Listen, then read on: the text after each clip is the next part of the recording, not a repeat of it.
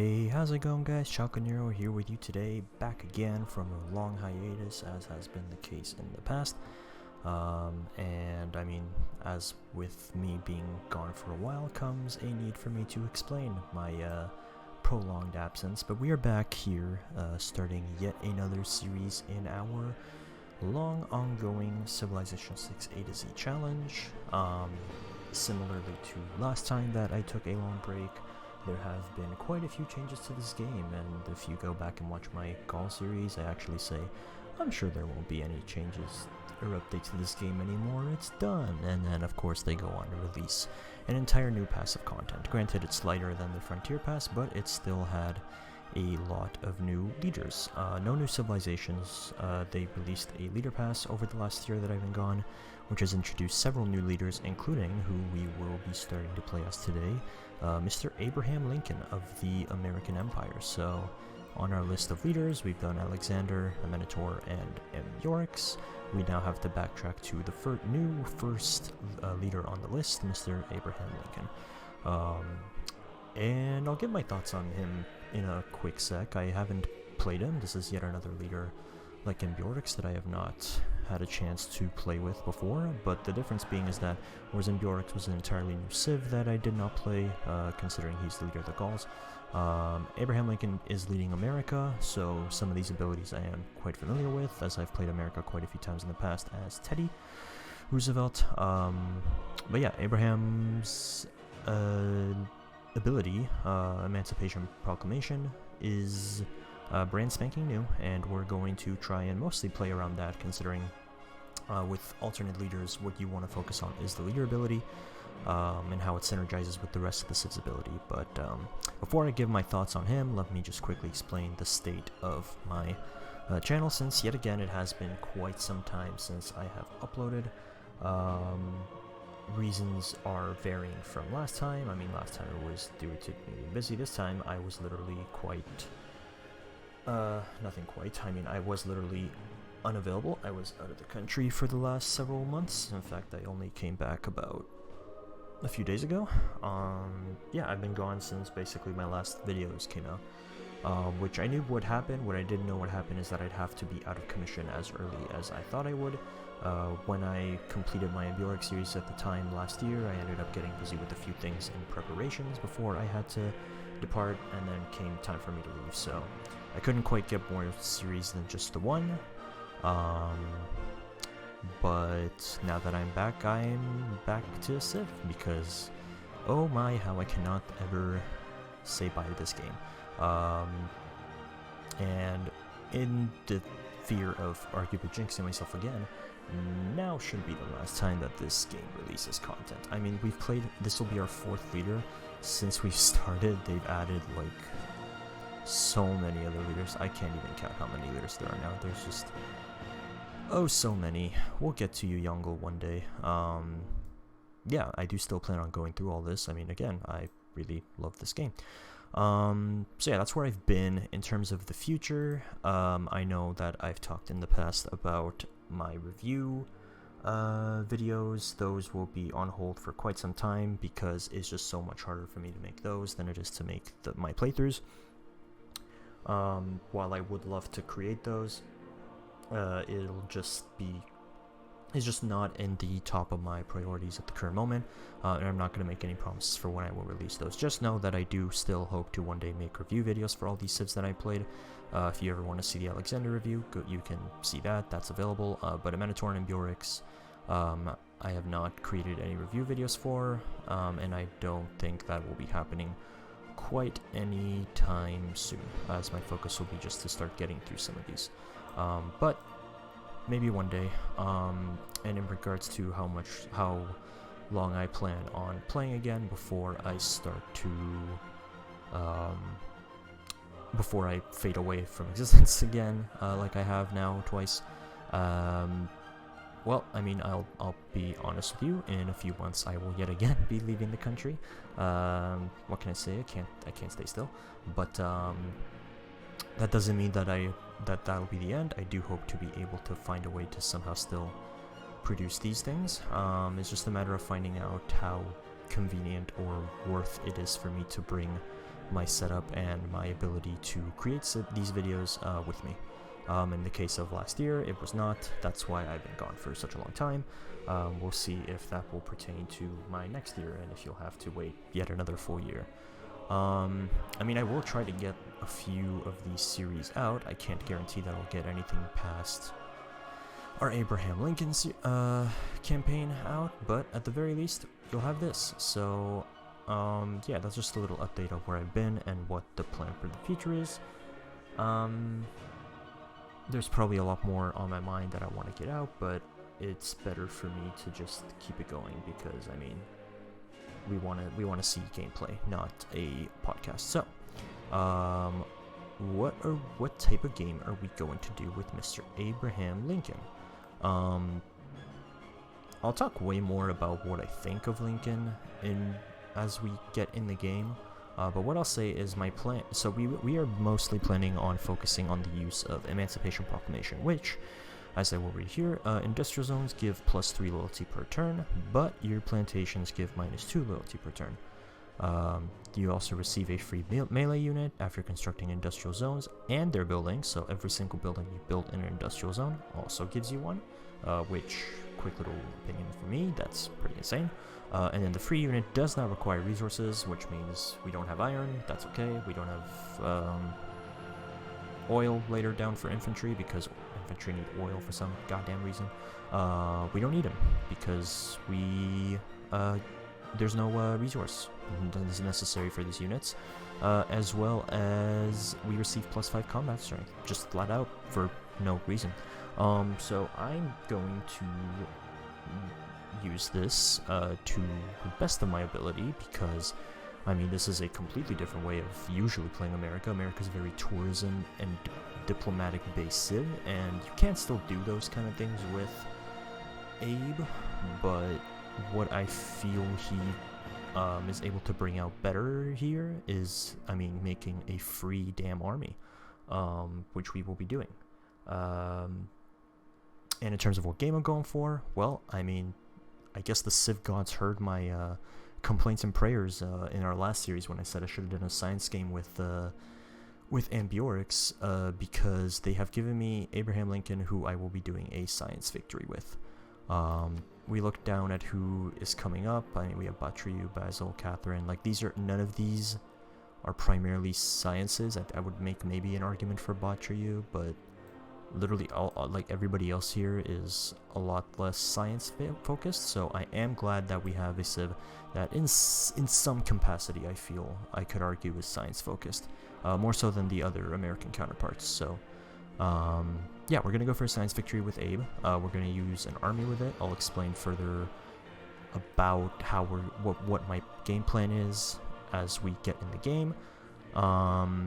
But yeah, we're going to look to use industrial zones to print out an army, and we're going to use our army's abilities. We do still get the PF-51 Mustang, which, I mean, is always tough to build because it's a plane. It's the only unique plane in the game. Planes come way later in the game, but I will still be trying to get to that and use that. And then Founding Fathers is always a great ability. +1 diplomatic favor per turn for every wildcard slot. On top of the fact that diplomatic policy slots are automatically converted to wildcard slots. And I'm going to be straight up the film studio. We might not even build a single one. Pretty non-synergetic with Abraham Lincoln, but we will see. Yeah, so science game. The type of game we have here, as always, we're on Emperor difficulty. The map I decided to use is Continents and Islands. Just to spice things up a little, get some different maps out here. We've done Continents with the Minotaur, we've done Highlands with Gauls, that being Ambiorix, and we did Pangea with Alexander. So we'll do Continents and Islands this time, get a bit more water in the game. Abe doesn't have any requirements for what type of map. I mean, you want land. I mean, for industrial zones, you definitely want land use, but he's okay with water. Everything else is on standard. No changes to the rest of the settings. Sorry, I'm just checking because I did have in the past some mods, but it does look like for wonders, mods for wonders, but it does look like they're not here. Perfect. you want to play with vanilla civ settings. But contrary to some of our earlier series, this time we're coming in with 3 game modes, and then I'll explain why I chose these 3. But we have the Barbarian Clans mode, we have Dramatic Ages mode, making a comeback after we literally had it in our Bjork series, which, I mean, it's kind of crazy to me, because this is arguably my least favorite mode in the entire selection, except maybe Apocalypse mode. But yeah, here I am unlocking it again, just for the type of game that I want to have here. I feel like it'll be, I feel like it'll fit in with what we want to accomplish. And we have Secret Society mode, probably the best mode in the game, unlocked for this one. I tend to play with this a lot. I decided to put this one on for a very specific reason. I'll explain. Let's just get in the game though here, because I've been talking for 10 minutes, and I still have a lot more talking to do, but at the very least I want to get in the game. And on side note, we're playing in the red colors, because I like mixing the colors up. I mean, America's one of the civs that color choice is not that ranging, but we're gonna grab Rough Rider Teddy's red and white, so let's go ahead and finally hop in after some updates. Just thinking in regards to myself while this loads up, if there's anything else to update. Basically, I've been gone, but it's not any surprise kind of gone. It's a disappearance that I was very aware was coming. It just came earlier than I expected, because I had to do quite a few preparations, and was unable to record any more series following Ambiorix. Because of that, I mean, I can't make any promises that we go beyond our Abe campaign. Like, I don't know if we'll get to Batriu before I have to leave again. I hope we will, because I did talk about in our Gaul series how I'm excited to play Batriu, and then Abe shows up and we have to revert to playing him. From the first stirrings of life beneath I'll just water, let Sean Bean read for a the second. great beasts of the Stone Age, to man taking his first upright steps, you have come far. Now begins your greatest quest. From this early cradle of civilization on towards the stars. Abraham Lincoln, you rose to the challenge as your country tore itself asunder. Seize the power of a new, younger world, one built on rail and steam, on progress and liberty, and break apart the chains of bondage. Great emancipator, in this new time of strife and division, the time has come to unite your people once again. Lead your people to freedom and liberty, and end forever the shackles of the past. Crazy to think how Sean Bean's been doing this for, when did Abe release? Abe released like last year in September-ish? This game released 2016. Yeah, he's been doing this for like 6 years. That's crazy. Anyway, as I was saying before, I let Sean Bean go off. Actually, I'll make another quick remark. I'm glad to see that they finally went back to a longer dialogue for the leader, because I remember in the Frontier Pass, they some of the leaders, what they recorded for them, the intro line that he was reading was very, very short. It just kind of seemed like, oh, we need to get it out, so let's get it out. But yeah, as I was saying, I do hope to get to Batriu, but we'll see how life kind of goes. But do know that I'm not disappearing out of nowhere. If I am gone, it is because I am occupied. And have other things to take care of. I would like to continue recording Civ till the end of time, but other things need to take care of. But hopefully we'll get there. Anyway, let's stop focusing on what's to come and start focusing on what we're going to do here. Let's go into the game, and just a quick glance at where we're starting. This is a fine start. I really like it. This might be one of the best starts we've had so far. Well, I mean, I did notice one problem we have here. We have a big lack of food, which will motivate me maybe to move off here. But before I settle, I want to talk about Mr. Abe, because we have a very specific goal in mind for this series. I am coming into this one a bit more prepared than I did in my Gauls one, just because with that one, I mean, I had an idea of what I wanted to do, but again, because I never played the Gauls, that one was kind of more, we'll see what happens, whereas this one is, I have played America in the past, we just have a new ability to work with, rather than bull mooses or Rough Rider Teddy's abilities. But a quick little thought on Abe. I will say that while this ability is cool and we're going to be focusing on it, this is one of the most random like abilities to throw on in relation to the rest of what the Civ does. A lot of leaders released over the last year. The leader pass threw out a ton of alternate leaders, alternate personas. So you have like Suleiman, and I know there's a Qin from China. Who else has an alternate persona? Oh, Saladin has an alternate persona, but like Rough Rider Teddy and Catherine the Magnificent Catherine, I think that was her name. They released a bunch of new personas for already existing leaders, which is basically like an alternate leader already. I think the only difference, it's the same dialogue and animation, it's just different clothes, but anyway, gameplay wise, it's basically like another alternate leader. In regards to Abe and how the other American leaders are, the other American leaders are both Teddy. It's Rough Rider Teddy and Bull Moose Teddy. Bull Moose Teddy is fantastic. I absolutely like that. Absolutely love that Civ. Very appeal based Civ, and one that I'm rather not sad, but like it is unfortunate that it will take such a long time for me until we reach him. And Bull Moose is interesting. I'm sorry, not Bull Moose. Rough Rider is interesting. That one is not as, I would say, I don't enjoy particularly as much as I do Bull Moose, but Rough Rider is another interesting way. I think Rough Rider leans a bit more diplomatic, whereas Bull Moose leans a bit more cultural. And then you have this guy.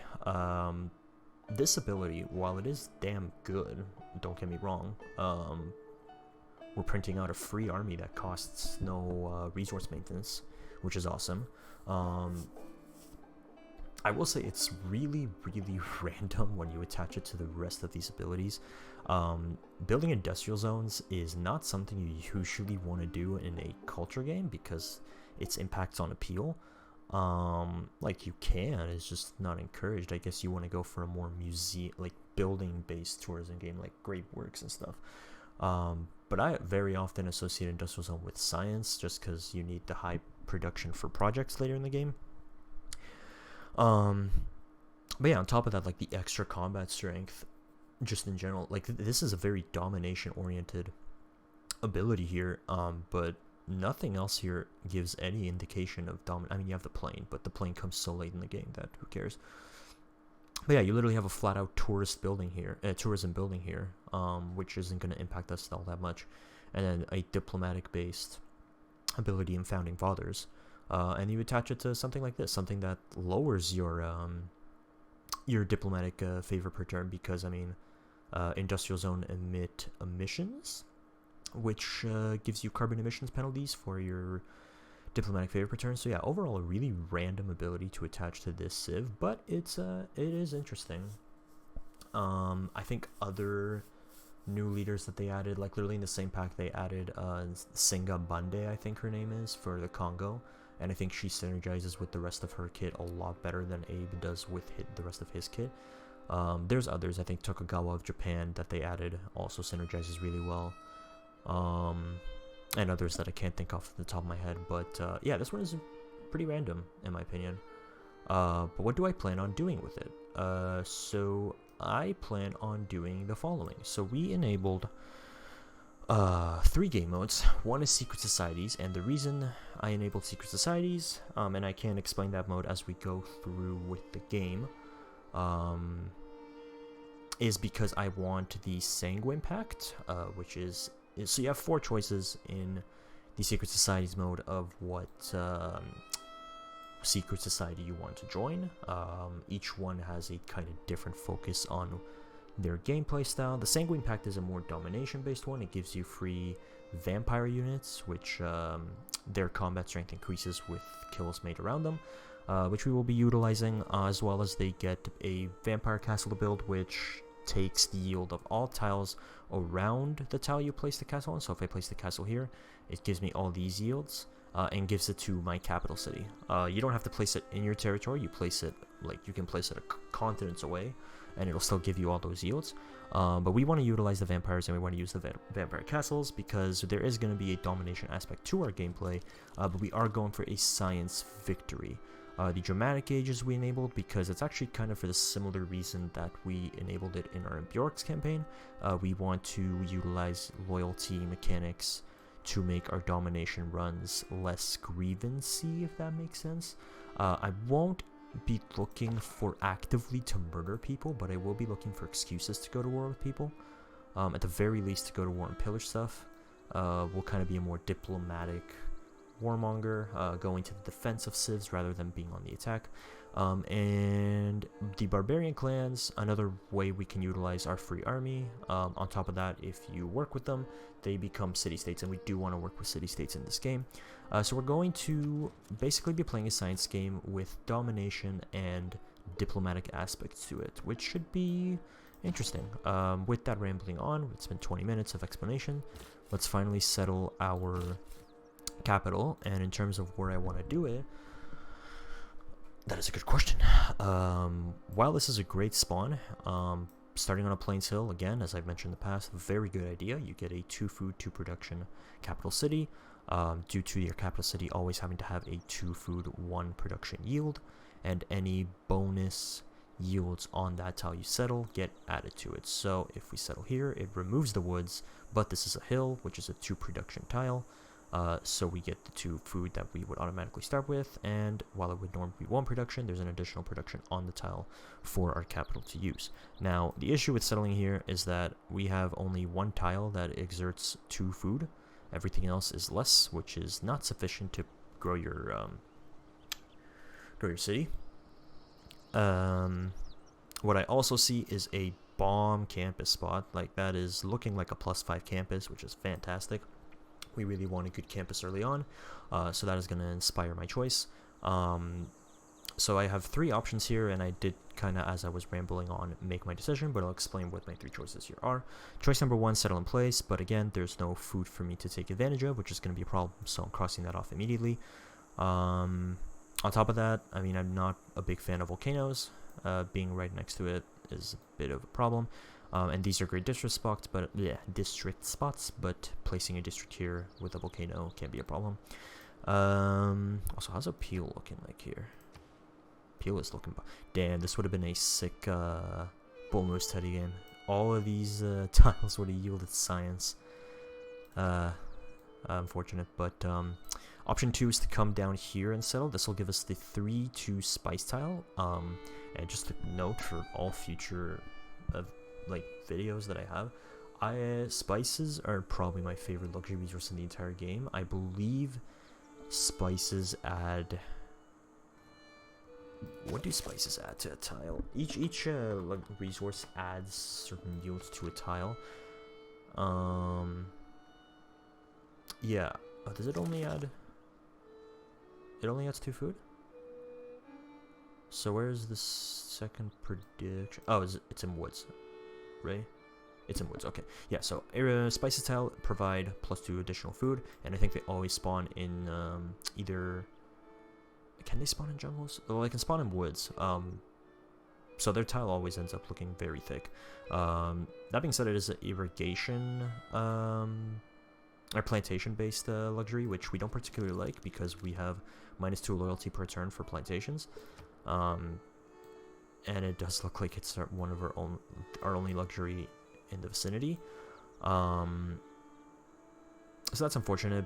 We might have to improve it for amenities, but I might avoid doing that for a while. We want to avoid plantations if we can. -2 loyalty isn't the worst, especially if it's deep in our empire. But I mean, you wanna avoid that if you can.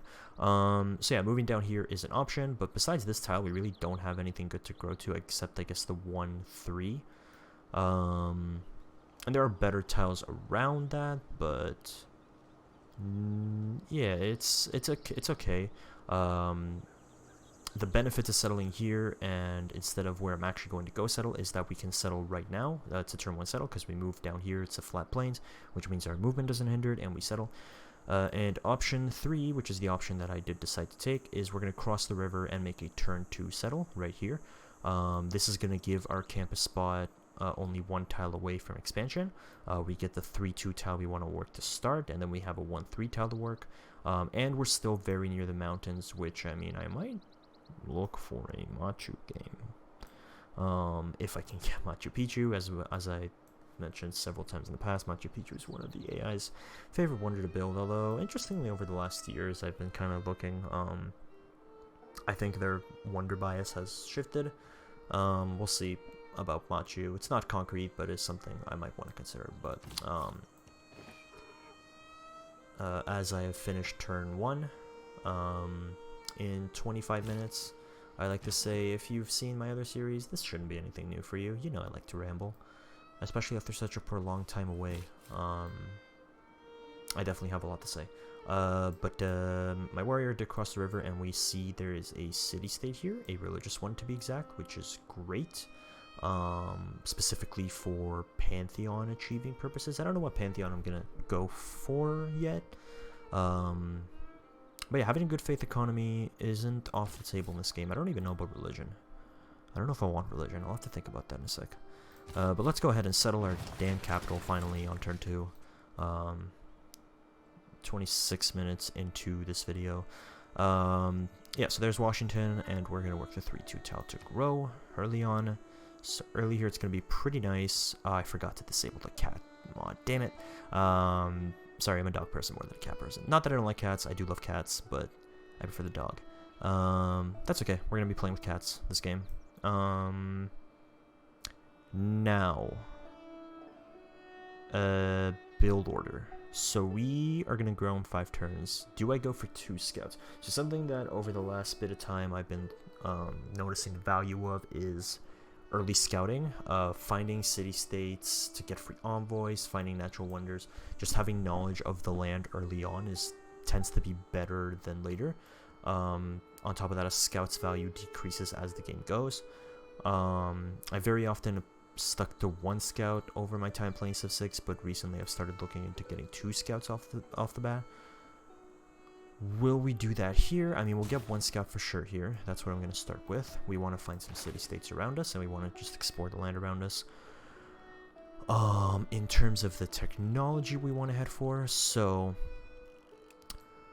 my plan for this game, so we are playing a science-based game, and the way a science victory tends to work, it's not the most complex victory, but it's nothing like a religious victory, which is, in my opinion, the most straightforward victory you can have.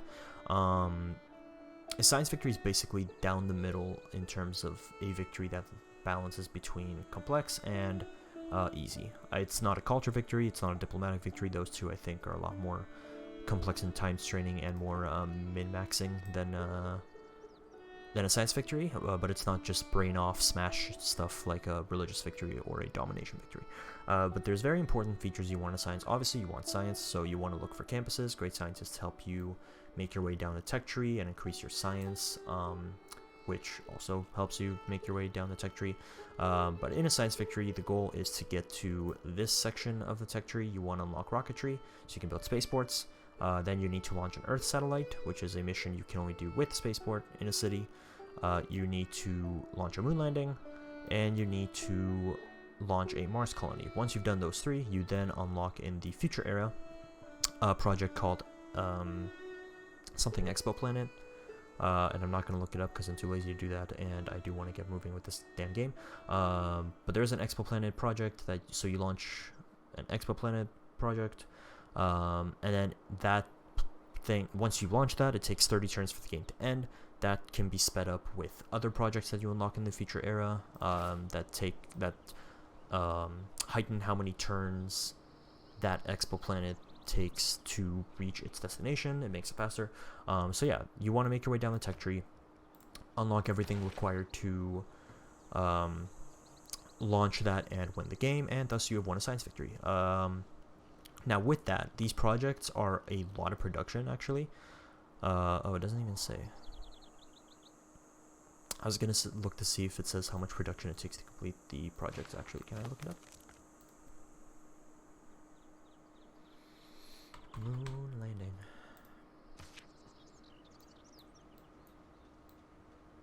Oh, it doesn't say. But anyway, these projects do take quite a bit of production. So you want cities that have a good production that can get those out faster to, I mean, obviously end the game faster.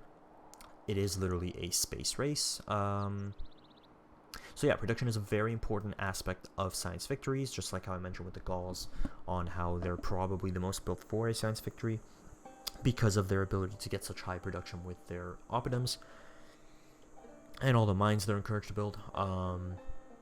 Abraham Lincoln is probably not as good for a science victory as Ambiorix is, but he synergizes relatively well with the fact that he has to build industrial zones. Domination tends to also synergize pretty well with science because, I mean, the better units are down further in the tech tree. So if you have high science, you have stronger units to use. And then, of course, you want gold. So yeah, that's why I decided to go for science victory with Abe. And that didn't answer the question of where are we going to go on the tech tree. So I want to get a very early campus here in these mountains. This is at the very least a +4. I do believe this is another mountain, so this will be a +5 campus, which, if you don't know, is very good adjacency for a campus. Which means we might want to do pottery to start, just so we have access to getting to writing early. That being said, pottery isn't... I mean, it doesn't lock the granary, and we might need food here. Again, I'll plan these cities later as the game goes. Unlocking horses is a good idea. We have a lot of potential for horses around our city, which will increase the yield of these cities. And mining is usually something I go for like immediately. I mean, there might be iron in some of these, but I mean, if there's iron here, that'll be pretty devastating. So I think I decided it's either pottery and animal husbandry. And while I mean, I do want to unlock the campus really fast, but we could have horses in our town, and that would be pretty good. I think I've decided we're gonna go for animal husbandry. I want to see if I have horses around here. There's a lot of potential for horses here. Ooh, geothermal spot is awesome. That's another +4 campus over here. This one could be even better. It also indicates that we are near a continent split. If you don't know, geothermal fissures appear near the edges of continents. I mean, I guess the correlation is volcanic activity. So yeah, it's a good indicator that there's a second continent over this way. I did forget to come up to meet this city-state. Hopefully we can still get a first meet. That's a big mistake on my end if we don't get the first meet. We do get the first meet, and I am... Yerevan. It's funny because I'm laughing because just recently I thought to myself, when I have a religious game, Yerevan is by far the best city-state you could ever ask for. This is a religious game dream to have Yerevan right next to you. Yerevan is fantastic when it comes to religion. Because you can choose any promotion for your apostles, which just makes spreading your religion everywhere so much easier. Yeah, Yerevan is like an S tier civ state for your religious games. Outside of your religious games, it's mediocre. Very one-track city state. What am I doing with it? That's a good question. Well, right now I'm earning faith from it. It also wants me to recruit a great prophet, which I'm not gonna lie, I might want to do. I might want to look to get a religion, but I might also not. I don't know. I have other things on my mind. I might decide to do that later. It also indicates to us here that we're in the north, which I think I could have figured out myself, but yeah, there's tundra over here, and here's the edge of the map, so pretty northern spawn for us, so we're gonna want to try and come down south if we can. There might be a lot of mountains here. Let's get through some of these turns before we end a very long discussion episode. Kind of an update episode, disguised as a start to a series.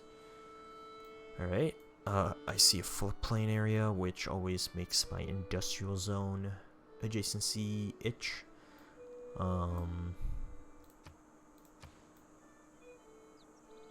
Might be a sugar settle here, especially because that takes away the need to build a plantation.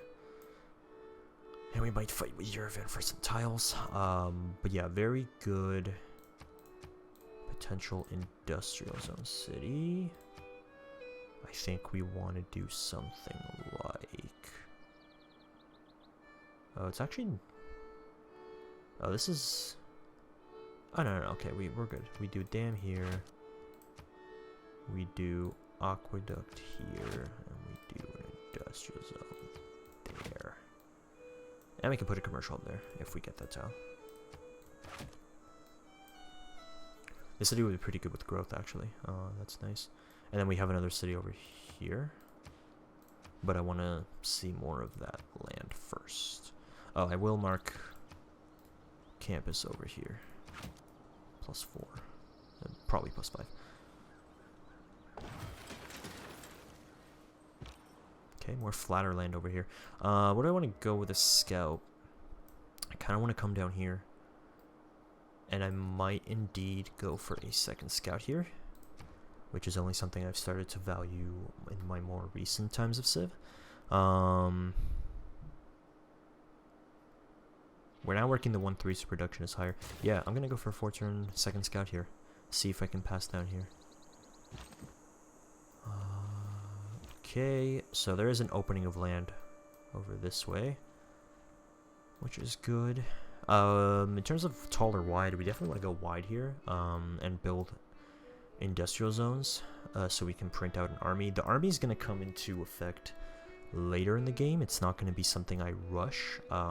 As I mentioned in my Gaul series, industrial zones are a district I have trouble placing early because I tend to want to put the dams and the aqueducts down first, just for the immediate adjacency. I'm going to try avoiding working like that this time, but that being said, I don't want to place them immediately. I mostly want to focus on campuses in my city first and then the industrial zones. We also want to get a good gold income going this game to maintain my army. I don't need the resources, but I do need the gold to maintain. There's desert over here, which I don't particularly like. So yeah, in my capital, we're definitely going to try and get this campus. And then we'll see what I want as my second district. 1, 2, 3, 4, 5, 6. Campus right here. Now I can plan where I want the city. Probably right there. 1, 2, 3. Yeah, I'm going to want that city right there. And that'll be a nice campus.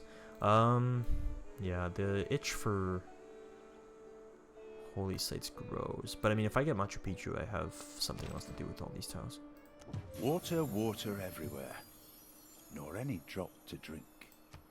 That's unfortunate that we find that with the warrior, but that's okay.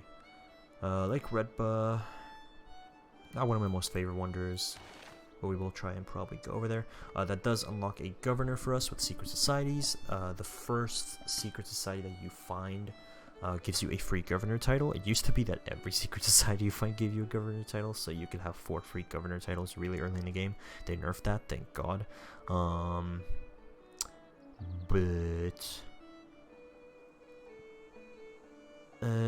Sorry, my brain just turned off for a hot second. We got the invitation for the Hermetic Order because we found a wonder. Each secret society gets triggered differently. Hermetic Order is by finding a wonder. We want the Sanguine Pact, which gets triggered by clearing a Barbarian camp, which we haven't really found. Surprisingly, usually we don't have any issue with Barbarian finding, but here we are. Let's go for next turn. I'm gonna probably try to get to maybe turn 15, and then we'll call it an episode. I do like these first few episodes being shorter than later. And we do have horses in our capital's vicinity, which I'm very happy about. Remember, only our melee units are the ones that don't cost to maintain. I will want cavalry. Am I gonna want encampments? I think I will, but I don't think I'm gonna rush them. We're planning more so for later wars rather than early wars, especially with the utilization of our planes. And on top of that, I mean, I don't really want to put out warriors. I want to it gives you the melee unit that you have unlocked when you build the industrial zone in its buildings, so I am going to want later melee units. I think infantry, honestly. Man-at-arms would be nice, but I don't think I want to unlock everything that fast. We're gonna print out our melee units much later. I'm gonna go ahead and grab this tribal village. I'm not gonna wait for a scout to come grab it for experience. and it does give promotion to a warrior, which is pretty good. Okay, it's time for pottery, because I want to unlock writing. And it's time for a settler.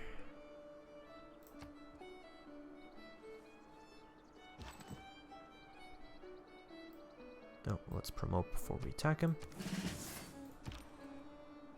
Scout trying to find an opening into this very clear second continent. This mountain divide is very telling of a continent split. We did see a barbarian scout, so there's barbarians somewhere around here. The other thing I'm going to try to do is I'm going to try and avoid buying or...